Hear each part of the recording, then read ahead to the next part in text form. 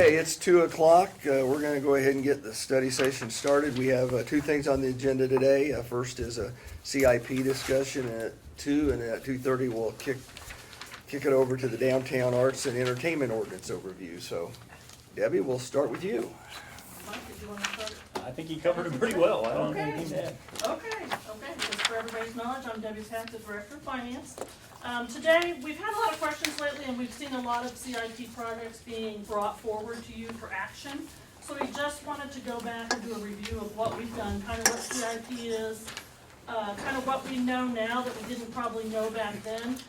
So this section is really just the CIP portion, the capital improvement program.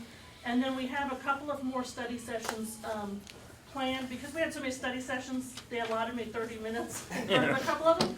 But we felt it was important that some of this information get out to you, because you're making decisions that you might need to know this information. So we'll have two other mini study sessions that will cover sales tax, the sales tax fund, special sales tax, and then we'll also cover the river project, kind of where it's at and the cost that we're looking at and things like that, how we're gonna finance that. So just wanted to bring that up. So first of all, I just wanted to real quickly, I know you know this process, but basically I just wanted to overview the process of how something gets on this list. The departments work projects all the time, they know what's going on, streets knows what streets need to be replaced, what bridges, so it all starts at the department level. So they have to prioritize and they have to bring those projects forward during the budget process, and they're asked to do that over the next 5 years so that we can do some planning. They bring that forward, city manager has conversations with them, tries to figure out how we're gonna fund those things.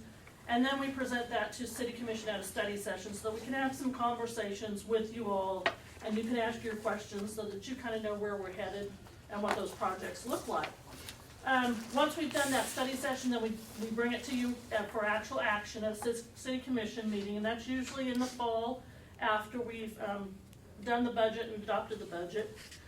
Then typically there's a project authorization for any project that's going to be debt financed. What we call the project authorization just basically allows us to issue debt and sets a maximum cost that we can issue that debt for. Then we typically will issue temporary notes if we need to for a cash flow basis, depending on what the project is. We typically will then award the contract. We can do those kind of out of order sometimes, depending on whether we have cash on hand. And then finally, we go and we permanently finance those projects. That typically doesn't happen until the project's nearly complete, because we only want to finance what we actually ended up spending. So for example, if we're doing a bridge project and we thought it was going to be $2.5 million and we only end up spending $2 million, we don't want to long-term finance $2.5 million. We want to only finance what we needed to finance. So that kind of gives us kind of the flow of how that works. So the next about three slides, I just wanted to present to you what we had presented back in the budget process for the 2020 to 2024 CIP that we adopted. So what we did here was we broke it out by year. We broke it out by what was going to be, how it was going to be paid for, whether it was a specific fund through bonds and how those bonds were going to be paid off. So as you see on the 2020, we have several that come out of cash, which is the typical hike, bike, parks, improvements and street improvements. We did have several bond issue projects on this list, both coming out of sales tax and out of property tax. And then we had some utility projects that were on this. So the next three, I'm not going to go through these in depth because these are ones we've already adopted, but I just wanted to bring them to you so that you could see the first 5 years. And then I wanted to bring forward, this is a summary of them on page 5, 6. This is just a summary of those projects, but I wanted to bring forward here is when we're looking at this, we're thinking 2020, but finance is still thinking 2019 because a lot of those projects, even though we approved them for 2019, they either aren't completed or they haven't been permanently financed yet. So all the decisions haven't been made on those projects, and also all of the debt on those projects have not been put into our numbers because we don't know what those numbers are yet, so we're still just estimating those numbers. So this is where we stood with the original approvals of the CIP both in 2019 and 2020. And I wanted to have this for you so that you could compare that to the next page. And the next page, what we did was, with what we know now and what we knew then, how is that gonna change and how would we bring that to you a little bit differently? Because it will be a little bit different. One of the things that Commissioner Franz thankfully brought up to us and reminded us was our sales tax is gonna sunset in 2036. So we don't wanna, we already have debt that goes beyond 2036, but we wanna catch that now and not later. That's the special That's the sales special tax. sales tax, that's correct. I thought we were gonna quit charging sales tax in No, no, no, 2036, no. that wouldn't be good, okay. No. And we don't know what future commissioners are gonna do, so we Right. don't wanna really put that liability on them if we have that ability, and we don't have the funding to finance it at this point anyway. Could I ask a brief question before we move on from this slide? I don't want to stop you in midstream, so by all means keep going, and then when, Yeah, no, so basically what I did was I kind of broke them out. The first two on the 2019 summary sheet and the first two on the 2020 summary sheet are both affected by the 2036 sunset of the sales tax. So what happened in those cases was, instead of being able to debt those for 20 years, we are only able to debt those for 14 or 15 years, depending on when we actually issue that debt. That in return changes the amount that's annual, and that's the annual payment, because we're on a shorter term. So that's where some of those numbers were coming from. I also ended up changing a little bit of what we actually did. We temporary noted $2.3 million in 2019 for the still on the preliminary design. We didn't have spending it all, but we did temporary note that amount, so I changed that. And then we just made some assumptions on the river project, what's gonna happen. So kind of the information we know now that we probably didn't know back then. I would like to commend you on catching the landfill cell difference. Yeah, yeah. That one's a tough one because you don't always remember until Jim tells you. Yeah. So then the other one that's changed on here is the Gulf irrigation. And the reason that was, I don't, if you remember or not, was last year when we went to finance that project, we have a charter ordinance that only allows us to bond $1 million for parks projects per year. That was $1.5 million project. So at the time we chose to bond finance the first $1 million of that project in 2019. We're gonna bond finance the second part, the $500,000 in 2020, and that gets us to the full amount of that project. So that's why that's changed in here. Originally, we adopted it at $1.5 million for 20 years and moved on our way. The other thing, as Commissioner Franz noted, was on the bottom two on the 2019 projects, the landfill cell life is only 7 years. We had originally had it out there for 20 years. And also on the automated trash trucks, the life of those is only 10 years, instead of, I think we had that up there for 20 years also. So those were a couple of the other changes in here. So you had a question on this one that you wanted? I think you covered most of them, but I guess it looked like some numbers for the river renewal changed a little bit. And when I added the numbers from before, we were looking at about 9 million, and now we're looking at maybe like 8.8 million. Is that just? When we did 2019, the 2019 CIP, we did not have the trail, and we did not have the water storage numbers in those. So Okay. those numbers are moving every time we add a project or we sparse out something on that project. When we get to the actual study session where we talk about sales tax and the project itself, we're gonna present a couple of different options so that we can hopefully get to an amount that's a little bit more doable for us when we get to that point. Because there's a lot going on there. We have the trails, we have the water storage, we have preliminary design, we have final design, and then we kind of have construction. So we're getting closer to kind of knowing what those numbers look like. And so as we go through that sales tax information in the not next week, but the week after that, we'll look at those specifically. I just wanted to make sure we weren't reducing any scope or anything at this Not yet, point. nope. And the hike bike trails, does any of the $50,000 that we allot for that every year, and I apologize, I should have looked this up first, but are we gonna use any of that to pay for the first phase of the river trail that we're going to do with the, That was the intent. Okay. The proposal I by can't remember. Public Works was that we used 3 years of that Okay. to cover that extra $150,000, and that's something we'll also look at. Okay. We have some alternatives for that, as far as how we pay for that. Do we finance it? Do we pay cash? I mean, so we're looking at some options for that in order to maximize kind of what we can do for the actual construction. So yes, that is the intent, is to use part of that hike bike trail. So that's kind of the changes that we're looking at, and you'll see a lot of these as we come forward with projects. We'll note those as we bring these projects forward. So we'll say, this was originally approved at 20 years, we're now gonna be financing it at 7 years or something like this. But I thought this was a good summary, so it can kind of show you before and after of what those proposals would be. And it's minor, but you might explain the T-PAC floor change. Oh, the T-PAC floor change, I didn't highlight that one, I should have.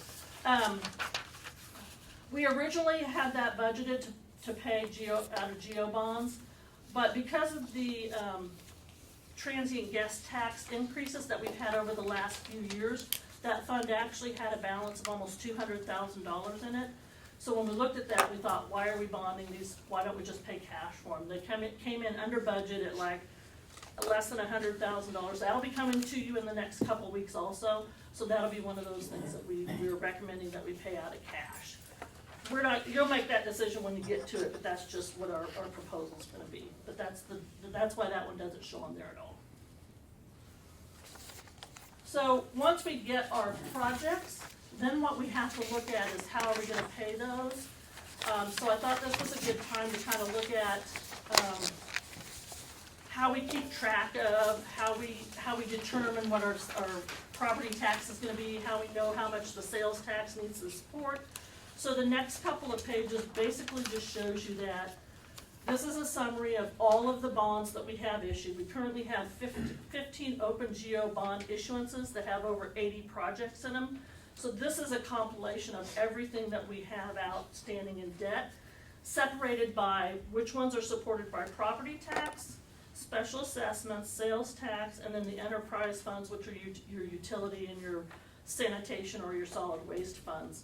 So in order for us to kind of back into how much we need to have in property tax, we really have to do this exercise of where's all the money coming from to pay for this debt. So this first page shows us the debt payments that are specifically what we would have said were property tax supported. Then below that it shows the revenue. Besides current property tax for those projects, we have delinquent and motor vehicle tax. We have transient guest tax, which is paying for the Bicentennial Center, or TPAC's, part of TPAC's debt that's out there.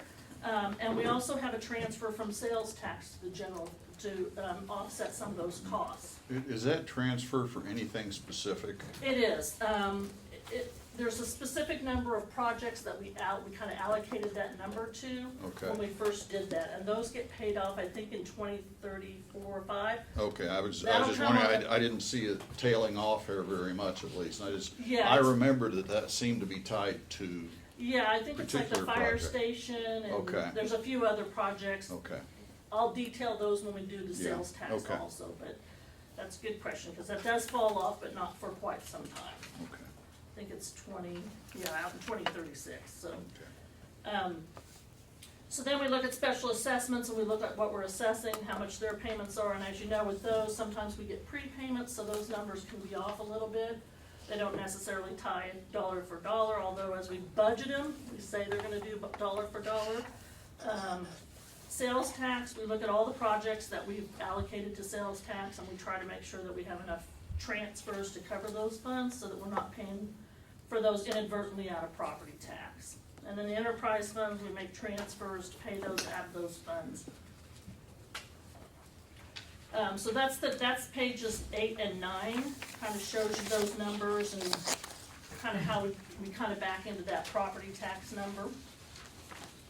And then page 10 is really just a visual of that.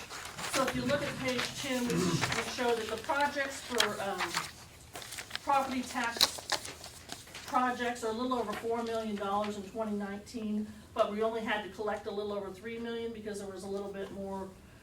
There were other revenues that did this, But what's important to look at on this side is the revenue history. So we see a drop in the need for property tax as we go out to 2021, and it kind of levels off a little bit. So that's kind of where our fluctuation is when we need to, when we're issuing new debt. I know Mike's ideal situation is that we have that number straight out there, and that's kind of what we're kind of working on, is how do we get that number consistent so that we know exactly each year how much we could finance and never have to raise those taxes. So that's kind of where our goal is, but this kind of gives you a picture of what we're looking at when we're looking at those numbers, so. Any questions on any of those? That's all I have for today, so if you have questions, I needed 15 minutes today, not 15. I did mention we will go through sales tax and the history and status of that fund. If you have specific questions that you thought of, want to shoot them over to us, please do so we can answer them for you. Then we'll look at the river renewal project, the status, where it's at, the funding, kind of the first phases type cost situations that still need to be determined, just to kind of give you a picture of where we are with that. And if there's any of these things that you look at and have questions, feel free to let us know, and we can certainly answer those as we move through the next study sessions. 2 comments, if I might. Number 1, the sales tax that currently extends beyond 2036 is tied to the downtown project. Is that the streetscape portion of the project? Oh, the debt funding? Yeah. Yes. Okay. That kind of implies that when it gets to 2036, we ought to have about $2 million sitting there, so we could call that at that time. Correct. And not have that be a future obligation. I'm sharing my thought process. Yep. And the other thing that I did want to point out, and I understand fully how this happens, but our debt policies that we publish in our budgetary document every year indicate that we will not issue debt for longer than 15 years. And as far that, if we're going to be starting to issue 20-year debt, I think that change needs to be a deliberative process. 20 years is legal, but we've said we're not going to do it. Mm-hmm. So that's, and we might want to take a look at all those policies, because I'm pretty sure that they're distributed every year, but I'm not sure that we really look at them that closely every year, and it's probably time to do that. We're currently reviewing the purchasing policy and the investment policy, Yeah. so we can add that one to the list. Yeah, there's they tend to get written down and then you just kind of carry on. Right, Yeah. yeah. Would it be possible, when we have the special sales tax study session, to have some sort of a preview of star bonds, where we're at with our star bond receipts, and an update on that?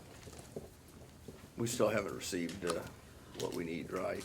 We To do have. this. We have? We've been working with the state. I got some numbers from them last week.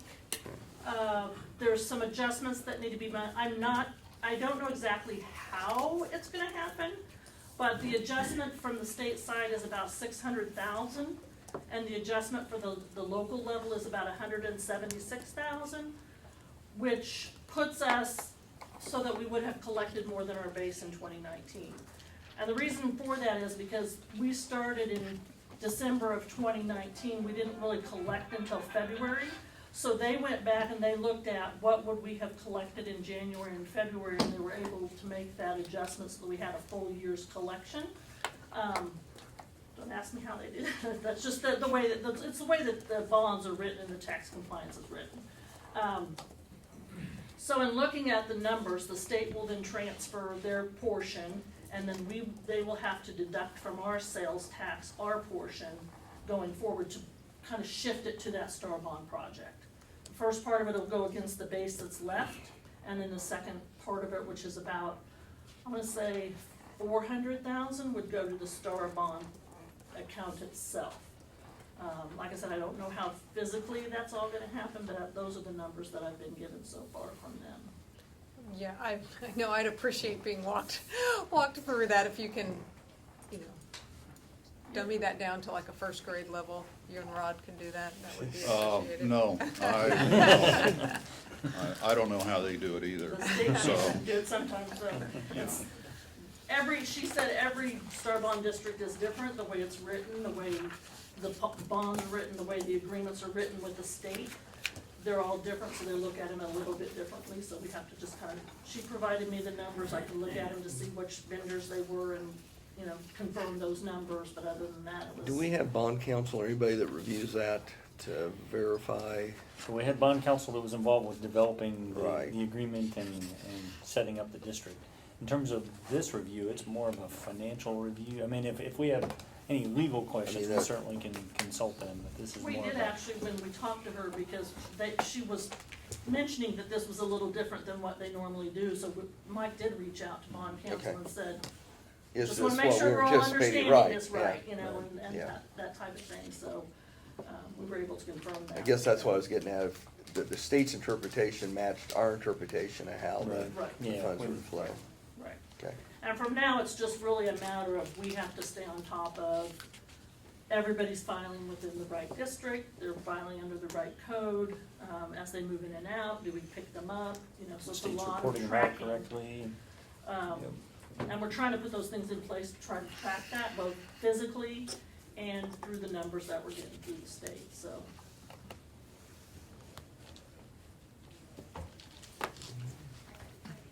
But I will bring that information for you.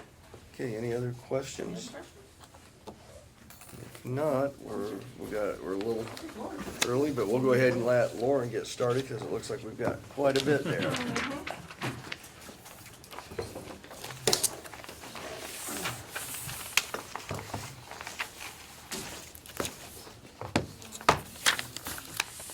Lauren, do you have something on the P-Drive? Yeah, under presentations. While Lauren and Debbie are doing that, I would tell you that special events, just in general, have been a topic since when I got here. I understand. When I got here in 2005, and it was one of those projects that got picked up, I don't know how many times, and was too big to get your arms around, and it pales in Probably comparison. for 10 years before that. Yeah, I think you're right. Different level. It's- And it pales in comparison to what Lauren's tackled with the downtown entertainment ordinance. It kind of interrelates in terms of special events and the difficulty of the topic, and we recognize the importance of it just with the Star Bond project and wanting to be proactive and be supportive of programming and innovation in the downtown. So Lauren grabbed the ball and ran with it, and there is a lot of information here. That's why you're gonna see it over 3 study sessions, and it represents a lot of work and a lot of collaboration, so.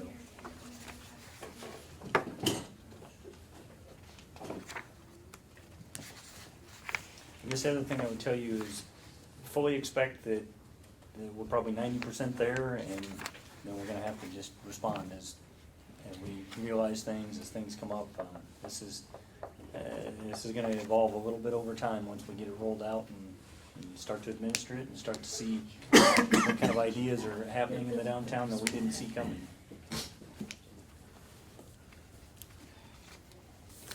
Brad Anderson, Director of Arts and Humanities, will probably be here in a second. He's kind of my cohort in crime. Our 2 departments have been working on this. Wow, I think maybe next month it'll be about a year. So it's actually pretty good timing for this amount of change and information. So, as Mike mentioned, we have 3 study sessions set up over the next couple of months. The first 2 are right back to back, so we've got this one, and then next Monday we'll be back in front of you. And that's to really kind of, I guess, get at the heart of the new sections of code. I'm not a huge fan of trying to drag this out, but I do think we'll need the 3rd study session. I think there's gonna be enough dialogue from you guys.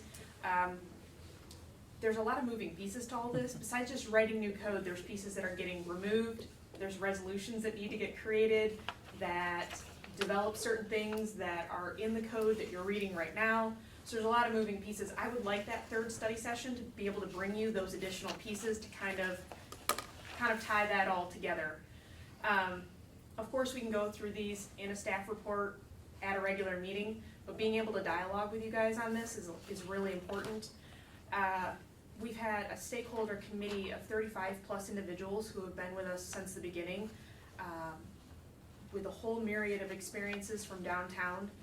whether they're business owners or building owners, residents, representing different organizations. KU has had representation there, and a variety of other stakeholders. So what you're looking at is the real meat and potatoes of what they've developed. These words, these numerical limitations, these locations all came from them. So this is a very stakeholder-centric document. And then over the last couple of months, we've been working with some of the subcommittees, refining things, and then going through legal review on these. My hope today is, there's no perfect way to go through this amount of code without boring everyone to death, but what I would like is to kind of have an opportunity to talk, one, about the boundary, because we really haven't had a lot of that discussion with you guys, and how we got to choosing this boundary as a stakeholder committee, and then also being able to walk through each of these sections and get your feedback. As you guys provide us with feedback, that's where Brad and Aaron and myself and the stakeholder committee will then start refining the code so that when we bring this to you in April, we have something that reflects the questions and comments that you're giving us. So let's talk about the boundary. This will be an overlay district. If you're not familiar with overlay districts, they're meant to work in harmony with a zoning district. So the C4 doesn't go away. But one of the things right out of the bat that the stakeholder committee did was, I don't know, we had probably 10 maps running around, and we just laid every kind of district we could think of that was interacting with downtown. So you have the star bonds, you have C4, you have river renewal and how that project was going to interact with this. Just general public spaces, you know, whether it was parklets or plazas or parking lots. Where were the residents living, and how would these uses that we were talking about interact with those types of things? One of the other things that I think, we had like 4 or 5 different maps, and the group kind of whittled these down over time to really end up on one of them. And one of them went all the way over to basically taking in Smoky Hill River Festival and everything, and we would have this huge district. But as the group kind of came around to this, is maps don't have to be forever, right? These are overlay districts, so as we find that the river project kicks in and we get more development over in the parks and we start to see some of these pieces come together, we can revise the map to start expanding. But we thought what's being proposed here is a very reasonable starting place. We don't have to change that zoning. So probably the easiest way to explain how these boundaries were reached were, it's the star bond boundary plus some. We found that the star bond boundary took in areas that we felt the C4 doesn't take in. One of the reasons we expanded past the C4 as well is it's quite limiting and very geographically based. So the C4 district is really all about those smaller lot lines, that dense building structure. We don't always have that, but some of these uses, whether they're food trucks or street performers, things like, we wanted those still. And so we didn't want to limit it to that geography. And the star bond boundary made a lot of sense. What we did take in that the star bond boundary didn't were a couple of spots, some parking lots where they're not a taxable entity, so you wouldn't have taken them in for star bond, but they're excellent places to host events. And so we wanted to make sure that those were included and could be used for this. Any questions about boundary? I guess just, and you may be getting into it, what the different, like, So the red is where C4 is. Okay, so this is area that was added to the 2 shades, or? No, so. I mean, and I get that this wasn't in the original Correct. star So bonds.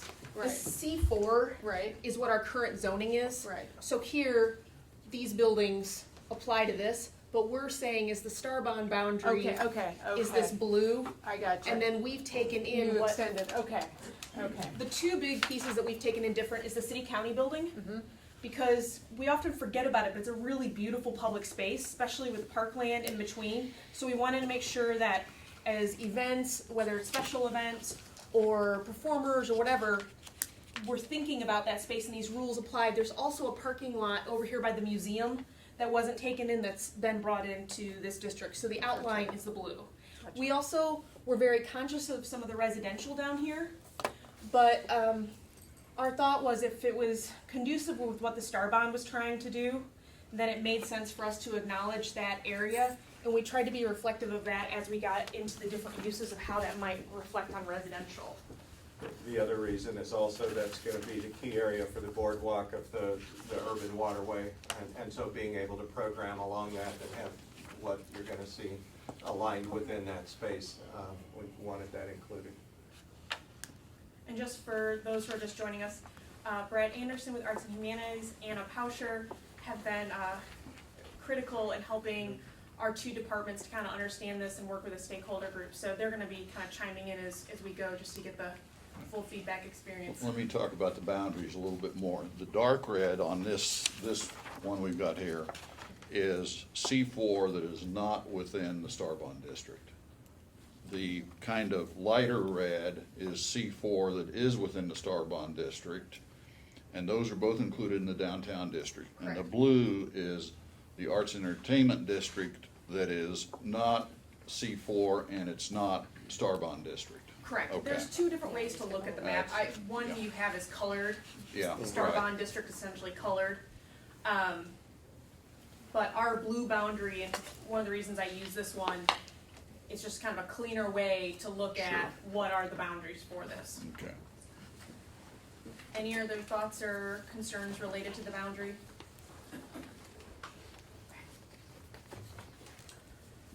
So, today's session is really about creation of the district and what happens within the district. We've talked a little bit about, at previous study sessions, about special events, about alcoholic beverage regulations. We're gonna tackle those in a different meeting because there's just not enough time. And there's a lot of new material within this downtown chapter, so it will be a chapter on its own. As far as numbering and things, we're still kind of wading through that, but it will be its own chapter. What I've highlighted up here is a couple items in gray. I just want to touch on those.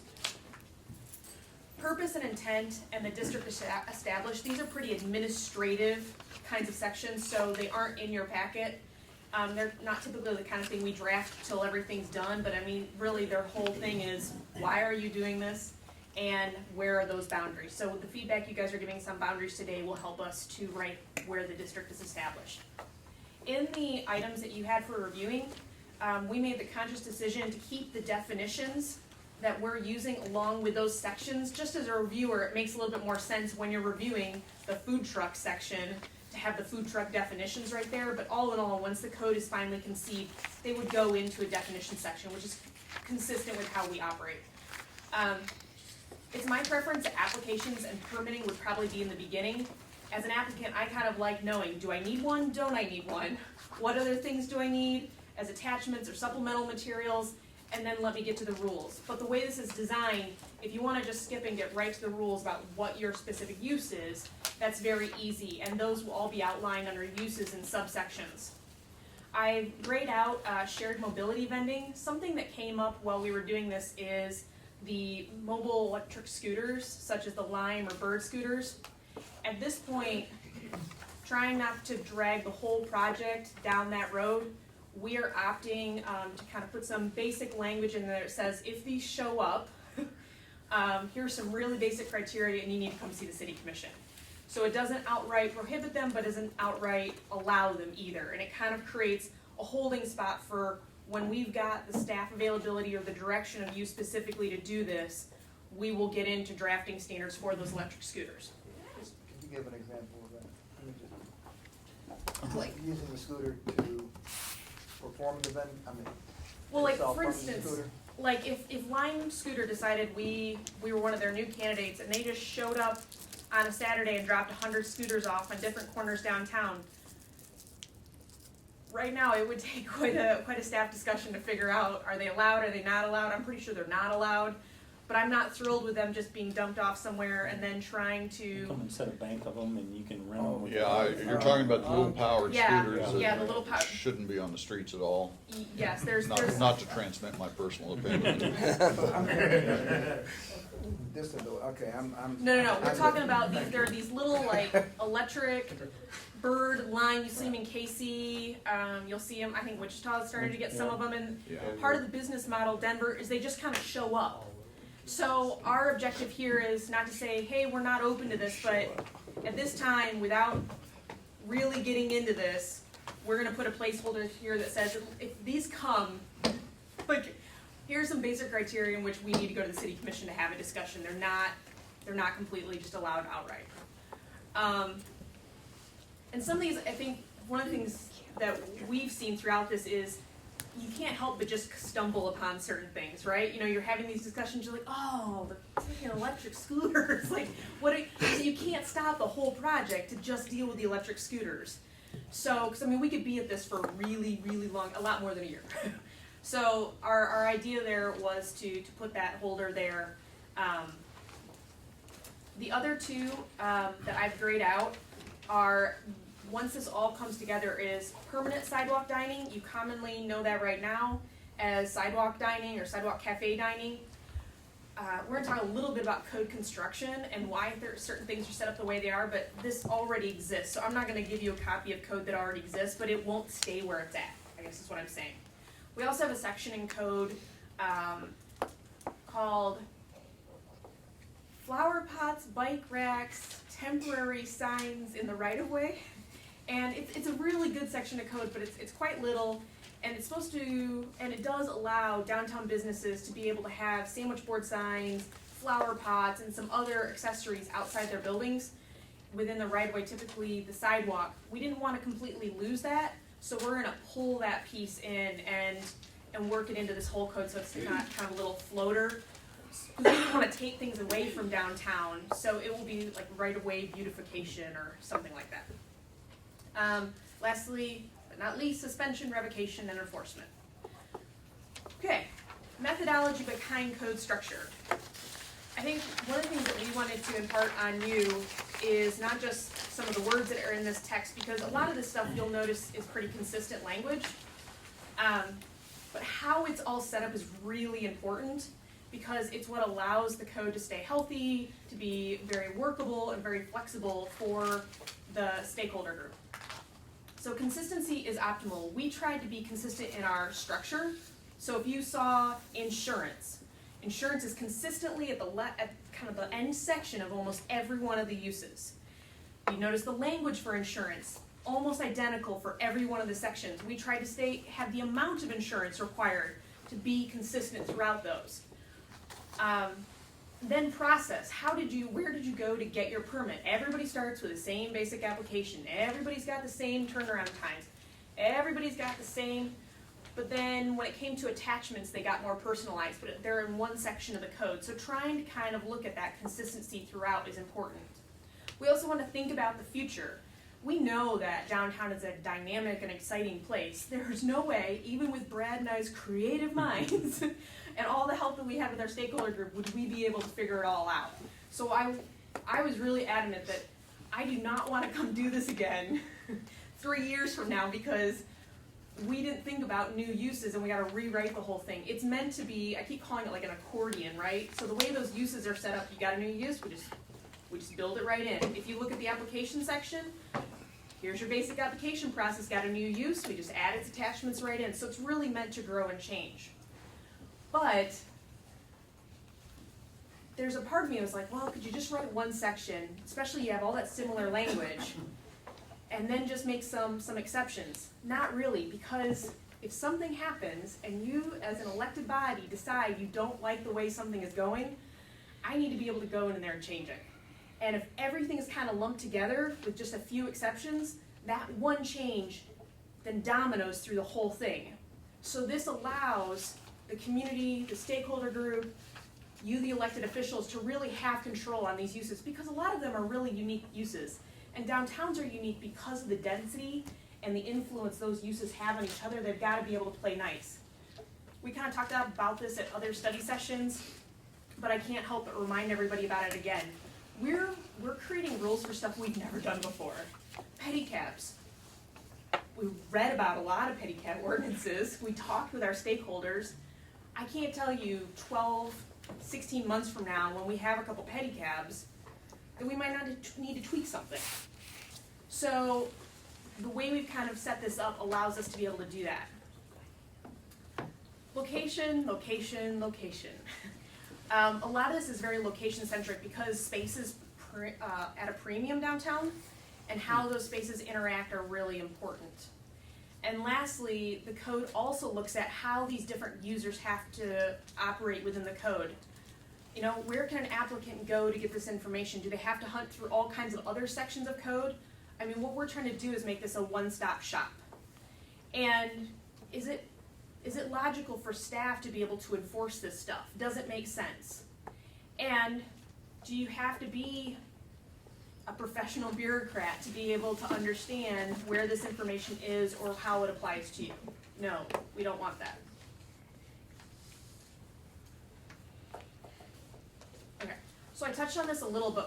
If you went through each of the use sections, you're gonna notice kind of a similarity, right? There are regulatory provisions which are trying to kind of basically remind you, this only applies in the district.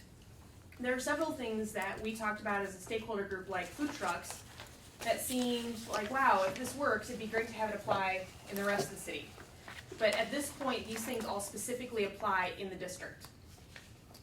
Operation, location. So typically, these have anywhere from 1 to 3 areas. You've got public property, private property, and specifically on the right-of-way. Many people don't recognize, but the plazas are actually not right-of-way. They're public property. So right-of-way and public property have distinguishing features, and so it's important the way we regulated this that we take both of those things into account. In operation, this is fairly general stuff, but the who and the why and the how. And then lastly, almost all of them have something about trash and something about insurance. 2 points you gotta keep hitting on. Trash and refuse. The applicant is responsible. Yes, I don't know how much more simple we can state this. I mean, everybody's really adamant on this. I know when we talk about Penny with SDI, we've talked with Parks and Rec. It doesn't matter how cool the event is or how cool the use is, do not dump all your trash in our trash containers and walk off. It's just not good for anybody, and none of the merchants, none of the users want that. So there's really consistent language about there, and we try to stay consistent with the radius too. So it's a full 25-foot radius around you that you've got to keep clean and maintained. Do not dump grease or liquids down in our sanitary sewer system. Bring your own receptacles for trash. So very, very clear on that. Any questions about trash and refuse? Who's responsible, and I should know this, the current receptacles behind the alleys, is that the responsibility of the city or SDI? What's this, like the dumpsters or Yeah, the? yeah. Private owners. Yeah, dumpsters are private owners. We just- Each In the individual corrals, In you the mean? corrals, yeah, Yeah. but who's responsible for the corrals, is that, Each I guess, individual business. Yeah, the corral themselves is the city. cities, the but containers everything within it. inside it is? It depends on who they've signed a contract with to pick up Right. their Mhm. refuse. We don't have probably. the same. So like if the corral, like if the fence breaks, like the maintenance of the fence would be the city, Right. Okay. Right. yeah. So insurance, Nancy is amazing, and she's kind of helped walk us through this, and we've tried to stay consistent throughout this. The majority of the uses that have a significant amount of equipment, they're parking someplace, whether it's the push carts, the food trucks, we have gone with a typical 500,000 amount, unless specified per section. Right now, almost all of them are set at that. I can only think of one, which is Street Performer, that we'll get to, that's slightly different. But again, that's an example of, I could have put in a section that just said insurance and said, this applies to all. But depending on, maybe we find that something becomes a much higher risk than we thought, then we need to be able to address that one, but not affect everything else. So the language stays consistent, but it allows for customization as we kind of learn and grow with some of this stuff. And I think Nancy would agree with me in saying that depending on the level of sophistication of the applicant that you're dealing with, this will be commonplace for them, or this will be completely startling and overwhelming to them in terms of I don't have this insurance, how do I get it? And then we get quite a bit of pushback in terms of, I'm just trying to do something good, can you waive that requirement? But from a consistency standpoint, from a liability standpoint, we spent a lot of time figuring out what our exposure is and how to cover it through this process. This is usually a much bigger deal with special events Yeah. than it is with these uses, because the uses that we're talking about today are typically, you have somebody who's made a business investment, whether it's their food truck or their push cart, and there's insurances that just come as standard practice with these types of businesses. But Mike's right, I mean, when it comes to special events, it's a little more challenge.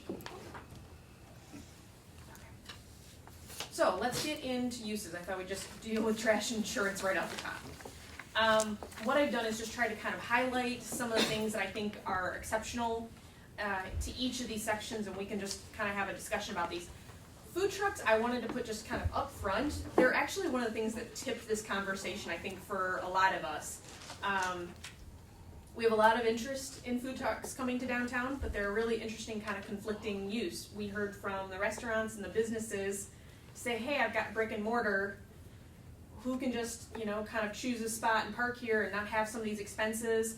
But at the same time, other businesses and event planners and things were saying, but this is important to what makes an engaging downtown, and it's happening in other communities. Why can't it happen here? So I'm actually really excited and proud about the compromise that I think the stakeholder group did. And one of the reasons I also put this up front is probably the most complicated when it comes to where these go.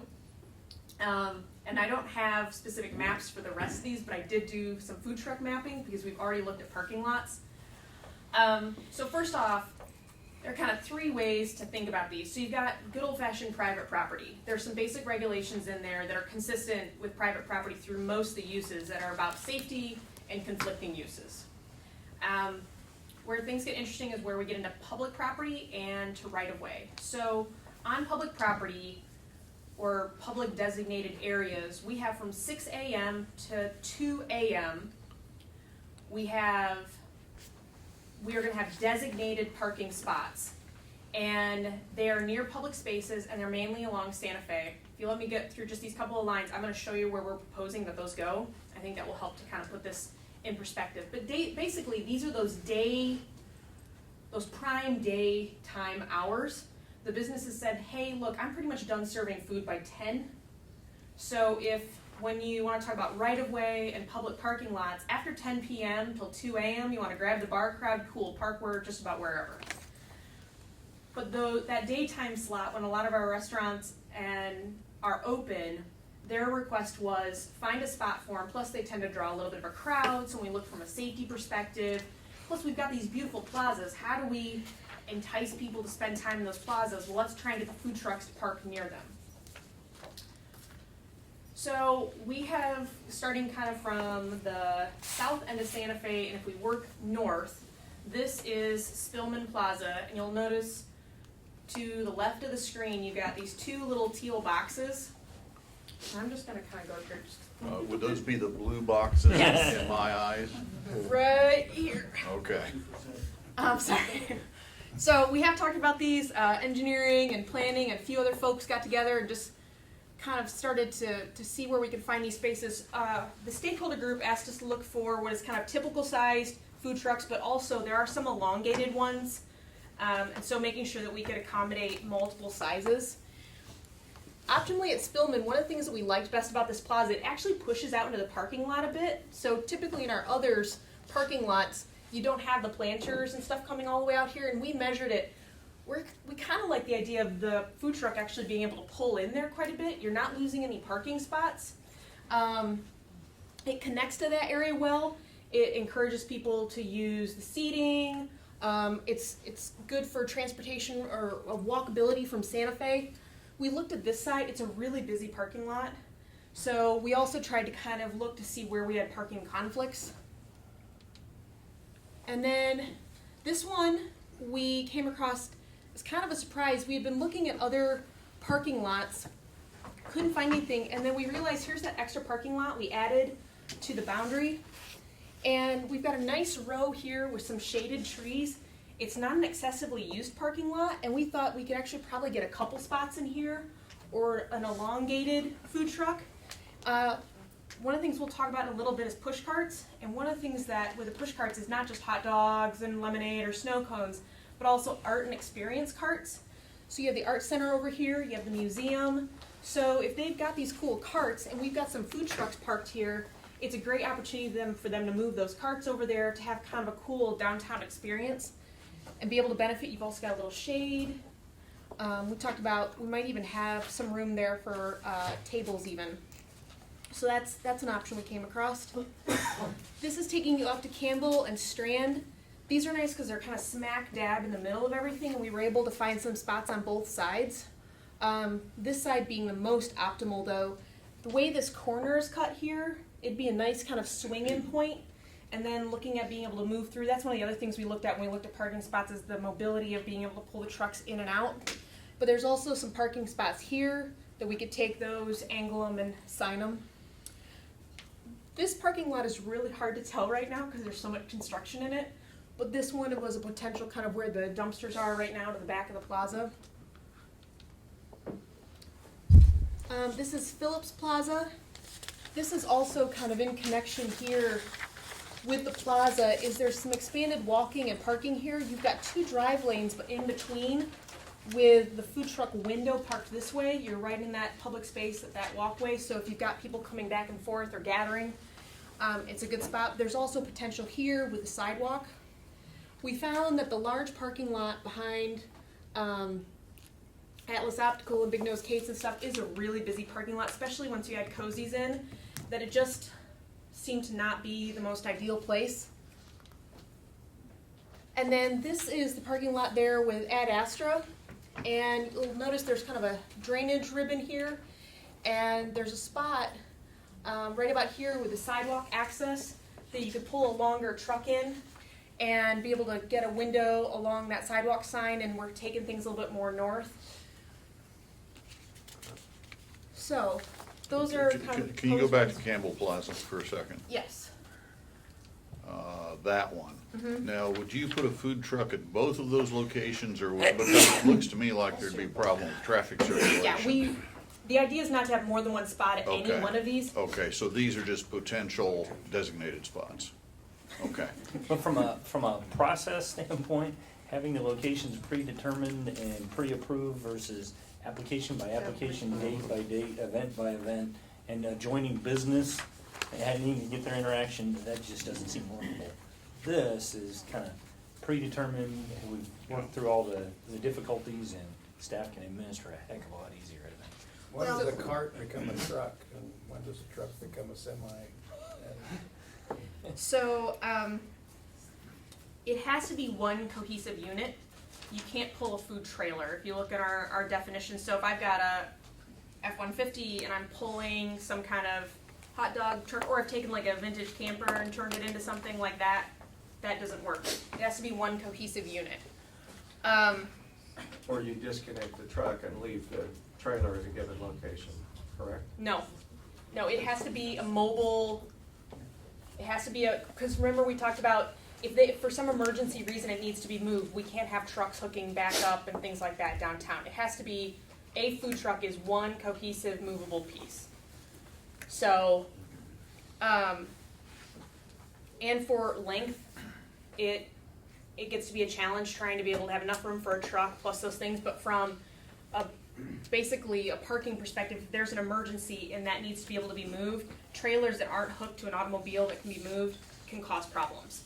So food trucks can be moved. Lauren's team has worked on the length of the various food service providers to coincide with parking stalls and the anticipated spaces you've just seen. And so when you get into the details of the code, you'll see those lengths are not to exceed that will specify what that is. So, and from these parking spots that are the ones that we're designating, they'll be signed. We're working with Public Works and Engineering and General Services to make sure that they're comfortable with them, that they're signed and painted out. And then we've worked with Parks and Rec, and we'll take these and make them available for reservations on Civic Rec, so that it's not staff who's like day in and day out processing those by hand, or even SDI having to do that. They'll just log into the system and they can make a reservation. We can't charge for these spots because they're public parking lots, and once we start charging them, pose the potential of losing our tax exemption for those. Question, so are those going to be permanently designated spots? Yes. And there won't be, if, in the event that a food truck is not there, people, I mean, I can't just pull in there and park? Or No, can? no. Okay, so those will all be spaces that we're potentially. Giving up, losing- yes. Yeah, and just like in the one behind, Blue Sky, where you've got the KU School of Medicine, don't we have some sort, I mean, does? It's on our side of the parking lot Okay, at this point. okay, So- okay, so and- that doesn't bring us into conflict with And of keeping course, we theirs would open? check those Okay, contracts before we did anything. I mean, like I said, we have a very inclusive staff process about trying to get these secured and where we have the ability to do that. And just to kind of reiterate, we would not have more than one. I mean, these are the ones that we have currently are kind of vetting, but I wanted to be able to give you some visuals. One of the things we talk about with the stakeholder group, because I mean, that group is made up of people who are gonna be affected by taking parking spots out of circulation. yeah, But what it came down to was, it was better to know where they were at and to know how those parking spots were going to affect the environment. There's a big difference between having a food truck in front of your business and having one parked to the side of a plaza. But from an administrative point of view and an enforceability point of view, trying to say, well, in this lot, you don't have a food truck, so you can pop one in there and you can't in here, and like, you just need to give them a safe space. And that's what the food truck people said to us. Hey, we get it, but then give us a spot to go, let us know where we need to go, and make sure that spot's kind of sacred for us. right. And then at 10 o'clock at night, everybody can kind of have their spaces. And I guess my only concern would be like on the two options, Spillman and Campbell, where we have two spots in both of those plazas. And to me, and I'm not a stakeholder that was surveyed, that just seems like a lot Oh, of they're not two parking. spots. No, those are two potentials. We need to pick one. Oh, okay, so we're not designated both. We're not taking two spots. Okay. We just need to kind of measure and make sure, and kind of, we're doing some practical assessment. I mean, we know we have the space in both those spots, and they're both low end, like, they're not Okay. highly used parking spots, Right, but we would choose only one. You would not take up two spots. gotcha. Well, I mean, I understood from Commissioner Franz's question that only one would be used at a time, but I didn't know if you would keep both of those open depending on the No. food trucks. You'll just choose one. Okay, And if there was a special event going on downtown, you could have multiple food trucks at So that's a one really time. good question, Commissioner Hoppock. So one of the things you'll notice in here is special events. There's language in here that says if a special event is happening, no, you don't get to be in that spot today, because maybe the special event has taken that whole parking lot, it's gone through the special event process, then those spots are no longer available for the day. A special event could arrange a food Yeah, truck. now the You special couldn't events just under their run permit. So, But- commandeer And their could the event. special event, say we went they contract to take the whole parking lot, they could then have as many food trucks in that parking lot as they want? I mean, As within reason. many that are under the permit, yeah. okay, so the special events can basically, within the confines of that event, Yes. they could have trucks wherever if they're Yeah. allowed in the special Right. event. So let's say somebody wants to rent, or through a special event, reserve parking lot SF2, which is here and over. Then, when the special event permit is confirmed, the availability of this slot through Civic Rec goes away, so you can't reserve it. And then, based on kind of the parameters of the special event permit, they would have as many food trucks as either they want or are allowable within that space. Okay. Kind of a related question. In the cases of food trucks that are associated with special events, in other words, they're not regular, they're not in one of the designated slots, are the insurance requirements for those trucks the same as they are, or is the special event responsible for the insurance in that case? I know we have had that conversation. Aaron, can you remember off the top of your head? Well, the special event ordinance is still being drafted, but it provides for a separate certificate of insurance that must be furnished by the event organizer. That is an umbrella policy Okay. that covers all events associated with the special event, including any related food trucks. Okay. So it would not that is still being determined, but we know we would have that larger blanket policy. I think there's a couple of questions, policy questions we'll still need to talk through about. So in fact, we could have food trucks at a special event that would not be licensed or permitted under our standard food truck licensing. Yeah, I wanna double check that, Okay. Commissioner Franz, because I know that comment has come up, and I would need to verify, but I think it was the intention of the stakeholder committee that if, and this is a great policy kind of conversation, I think folks were saying, look, if these food trucks have to do X, Y, and Z to be on their own spot, and we're saying those are standards that are important to Salina, shouldn't they have to do that even if they're at a special event? Yeah. Should they have to have those things? And so I think it's our intention that those should be a yes for both scenarios, but this is a good opportunity for you guys to kind of provide guidance or thoughts on that. And some of those things can be electrical, fire prevention, and we certainly don't want to create a broad exemption that. Right. Yeah. That Yeah. creates Yeah. A lot of the carts that provide specialty food, like, I'm a block on the proper name, but the Museum Day in September. The food stands for, You know, the street fair? The Yeah. street- Yeah. Yeah, no, those are not considered, or are they considered food trucks, or are they Those under a are, separate those are category? food trucks, one's a trailer, but those are food trucks, they are all responsible for getting, regardless of the city applying for the special event permit for the putting of that on. Each one of those food Right. vendors, as per Nancy, are required to provide. As I recollect, a lot of them insurance. weren't self-contained drivable units, a lot of them. Because My of the memory's nature of correct, the they had to be special, towed well, in. this is a new thing of, I mean, in terms of, you know, like under this policy, we'd have to provide adequate space for Relish, if they were still around, to have their trailer and their truck attached and not exceed the maximum width of the space. In this case, because we're closing the street and we're not needing to move that quickly, we allow the truck to disconnect and park in an adjacent parking lot, and so, you know, we're we're wiring them to buildings and so on.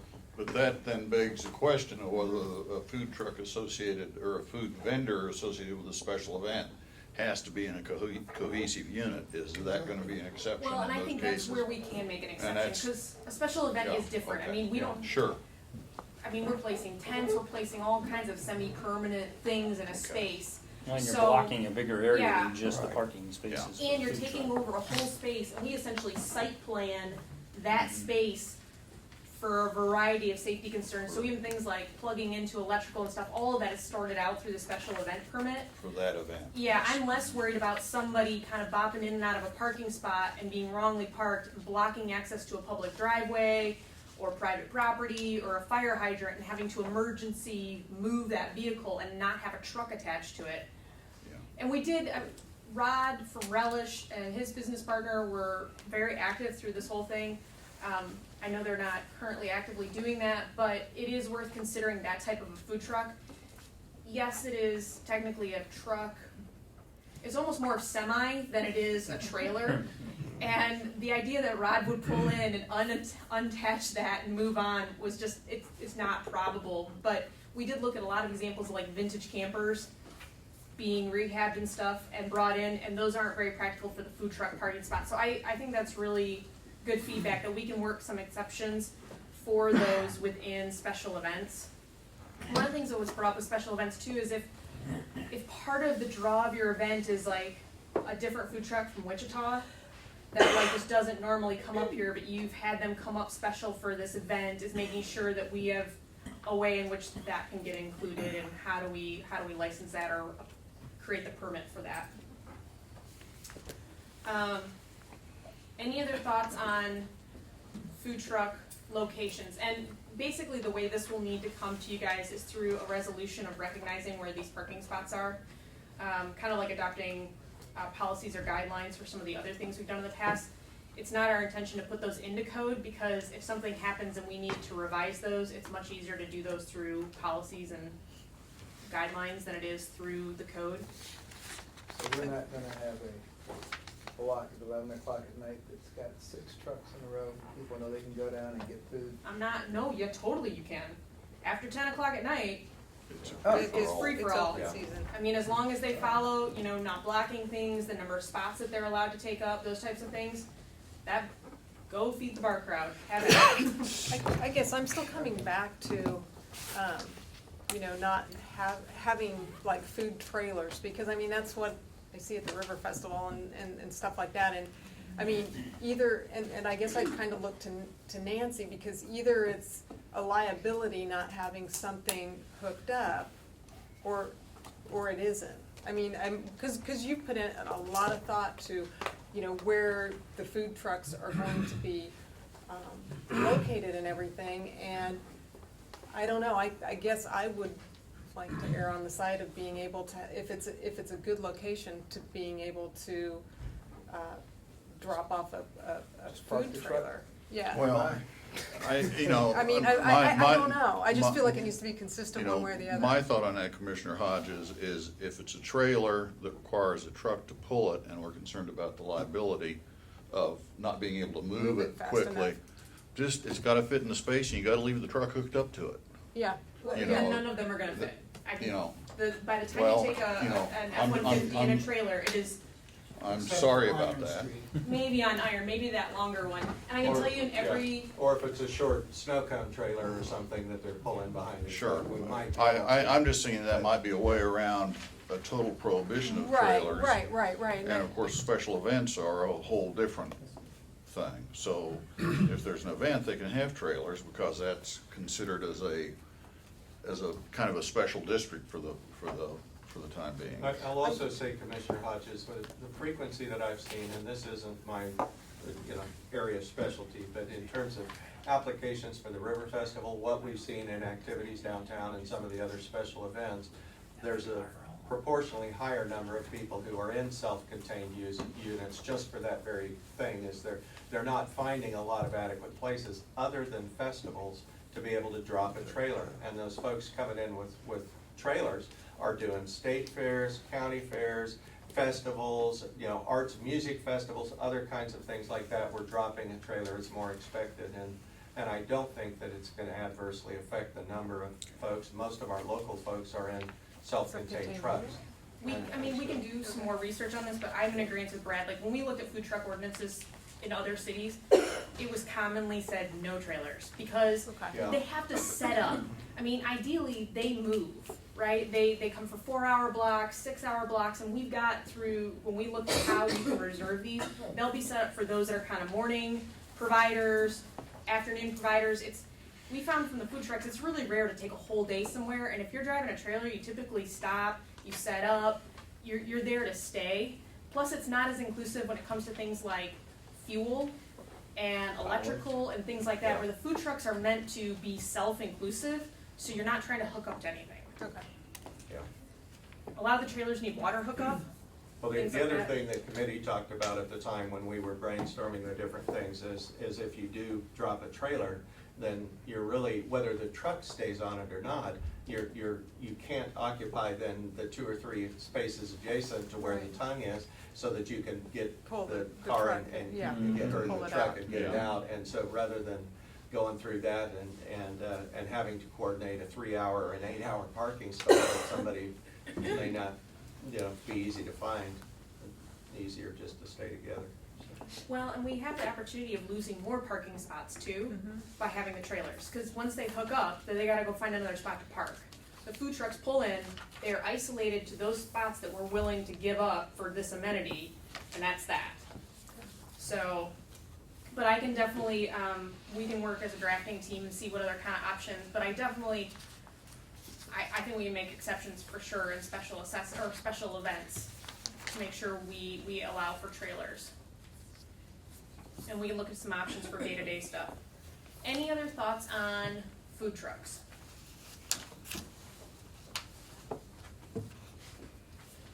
Location was kind of big on this one, so. We did add language too for, optional inspections at reasonable times. We talked to the fire marshal, and just depending on some of the things going on in the state, they may want to inspect from time to time based on certain issues. We also do not allow tables, chairs, freestanding signage. They are meant to be contained. And that would also help them to utilize some of the downtown streetscape that we've invested in. And amplified sound? Yeah, so You cannot, it's really consistent language through all of them too. Do not add horns, bells, megaphones. It's pretty much either street performers or outdoor merchandise areas and outdoor dining that has some acoustical music attributes, but in general, noise making, that is not allowed. So screaming, hot dogs for sale, not allowed. Or really loud bells and whistles and things. And generators have minimum sound as well. So not even a little bit of, I mean, 'cause I know we have a noise ordinance, I don't know how many decibels cars, radios are allowed to make. The human voice tends to come more in disturbing the peace, and some of the other noise making, less than like a noise ordinance that's like decibel driven.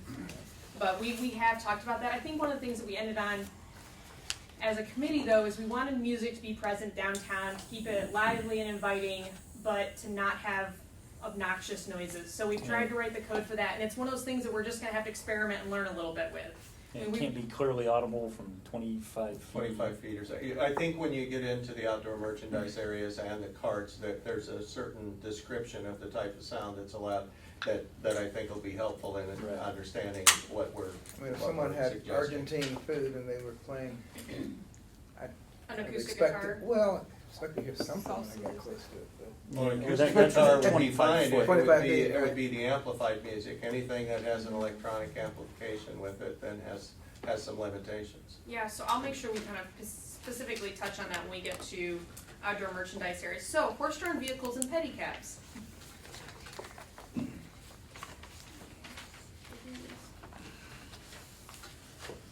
Horse-drawn carriages, we have some experience with. Pedicabs, not as much, but from everything we've read and talked about, there's a lot of interest in this area, so we wanted to make sure that we were accommodating that while we were doing this new code.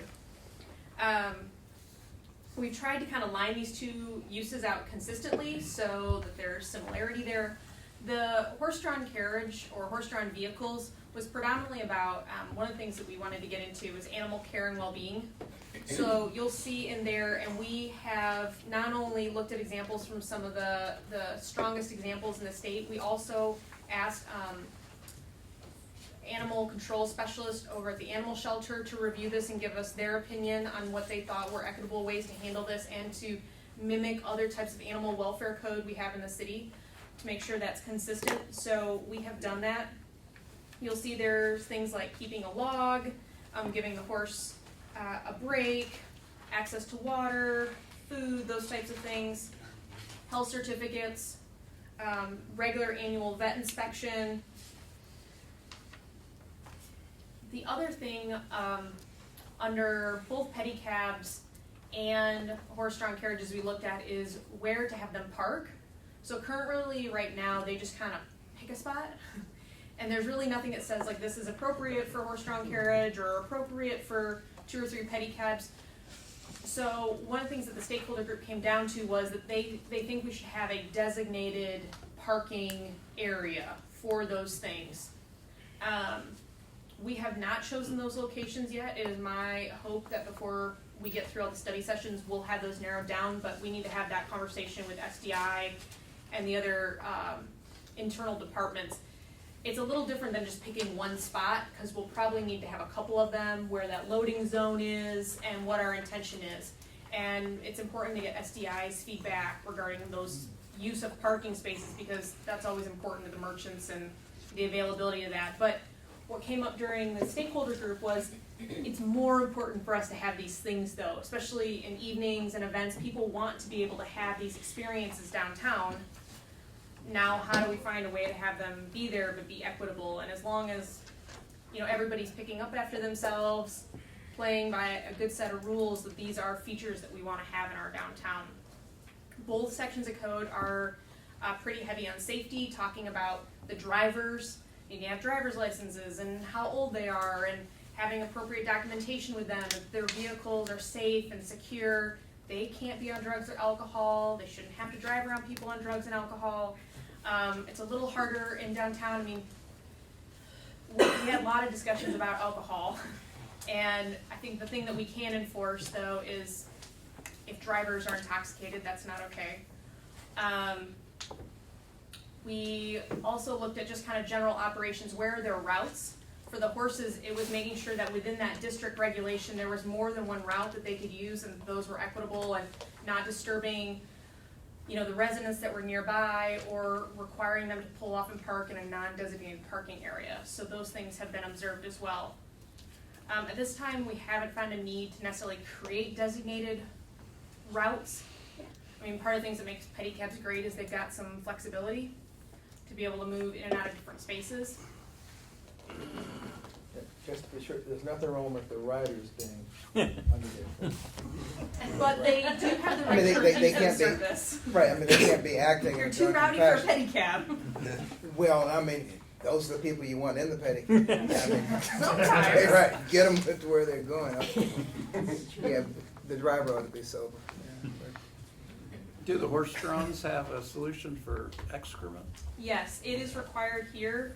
It's a real neat one, yeah. There's verbiage in here, I can't remember because it's pretty awkward. The odor eating chemicals. No, it's basically like a bag that It's has a to hang diaper. behind the horse Yeah. that picks up. I've seen them, but our They don't current always providers catch, don't, Well, current have providers would need to become licensed and, Yeah. yeah, But there's something in here about an odor eating chemical or something. yeah. yes. Odor or not, I don't wanna step in it. Yeah, no. Well, and it doesn't even if for some reason the bag broke and stuff got everywhere, you still have to clean it up. It's like within the area in which the horse-drawn carriage is parked. And it also kind of leads into animal welfare, like they shouldn't be standing in that. So, no, I feel like poop was a big conversation on this topic. And it has been well addressed in this. We had an unexpected stakeholder from K-State Salina who knew a lot about animal care. Yeah, he was great. He was a student. Contributed, a student, and that was a representative on the stakeholder group that really helped us a lot, so. You know, I guess I'm as concerned about this as almost anything else, from the standpoint of interference with traffic, from the standpoint of sanitation, from the, standpoint of animal care with respect to the horse-drawn carriages. I have some concerns. I just. Are there concerns that we haven't addressed in the new code? Because if there are, I mean, we are all open. I've read through it and, you're trying to address them. Yeah, and part of it I'm depends just, on the I'm just not the sure how vendor. well it's gonna work out and who's gonna enforce it. And, are we gonna have animal control people out there to make sure that the horses get watered on a regular basis? I mean, how does that happen? We don't exactly have horse troughs out along the side of the street Correct. anymore. Our current experience is we have a lot of eyes out there that do keep us informed, so I think if we get the requirements out and SDI is aware and the businesses downtown are aware, they'll clue us in, and then we'll know we need to take a double look, check on. And are we gonna make sure that Performance. the pedicab drivers get appropriate hydration? No, I'm just being. Well, no, but I think that raises, raises a thought that I was gonna save till, the suspension, revocation, and enforcement, but like when you're talking about animal welfare, I mean, so who's the point of contact for taking, those concerns? Is that the police department? Is it animal services? Is it SDI? I mean, who's the point of contact that you contact, with any of these, but specifically in regard to like animal welfare? So Erin and I just happened to have this conversation. So PD is kind of, so as far as who you contact, right? I've got a question, I don't understand. Right. All of this will have supplemental, like, information that goes with it, Q&As and that kind of stuff. You can always start with Penny, or pretty much any department in the city will kind of get you. But if you want to make a direct complaint, a lot of times PD is the enforceable one on these because they're happening within the right of way. But Erin and I were talking about the ability of code compliance to also be able to back this up, and animal control does have certain powers given to them. So if it does become an animal issue, I don't think there's anything, and Mike can stop me if I'm wrong, from going, PD got a call about animal welfare. And I mean, Monique is the one that suggested you need to have a daily journal, where they're logging their food times. And we discussed this with them. I mean, do these seem like reasonable things in which they should be able to accomplish? Are these the types of things we should be able to enforce? And these are also similar regulations we saw in other cities, which means there's case law, there's enforceability. So I think from an animal welfare point of view, that's probably the area I think as a stakeholder group we're the most comfortable with. A lot of these standards are taken right from Kansas City, which are very adamant about that.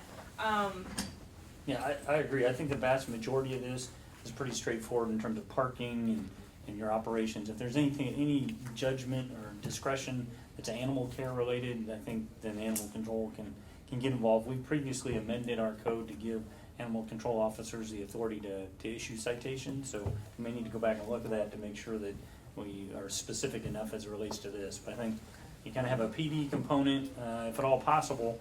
I would like to see us get code enforcement authority just on a daily basis. If they're walking down there and they see someone parked in the wrong location or operating in violation of the code, we'd like to have them authority for them to make direct contact, and then animal specific, we'll need to bring in animal control.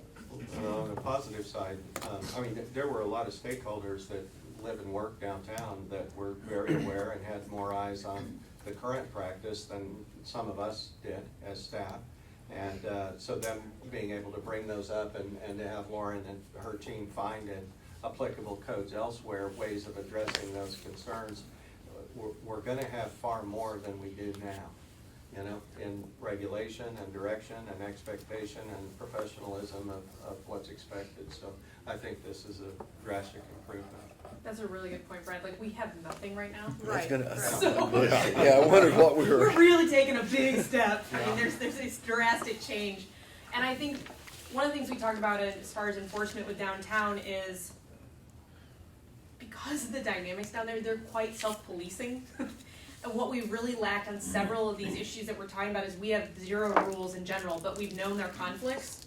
So by just even being able to put some rules, it allows all of us who have these kind of conversations down there to say, are you aware, actually, you know, this is where you're supposed to be placed and things like that. And I think our hope is, and we've talked about this with Penny and other members of SDI, you know, we get into like outdoor merchandise areas, and let's say, you know, you've got to have your 6 feet of available space for passing through, and if they're eking into 5 or 4, it's perfectly normal for Penny or anybody on her team to be like, hey, are you guys aware you're not quite at your 6? Maybe if somebody decides not to do that, then we can call code compliance and things like that. But a lot of times that's stuff that we can, you don't really have to get to that level.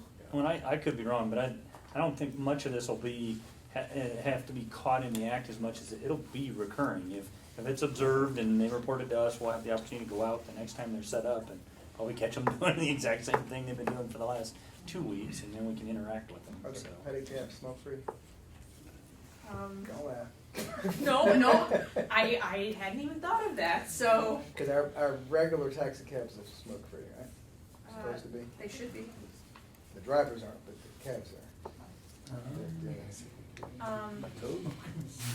I think we can look at that. I don't enforce cabs, so.